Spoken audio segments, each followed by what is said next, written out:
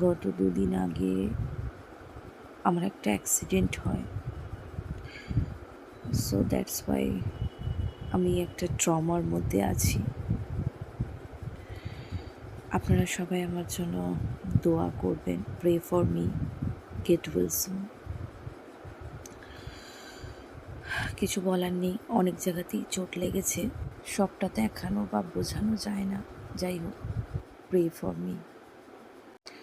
হয়তো আপনাদের সঙ্গে শেয়ার করতাম না, বাট ভাবলাম যখন খুশিগুলোও শেয়ার করি তখন কষ্টটাও শেয়ার করা উচিত।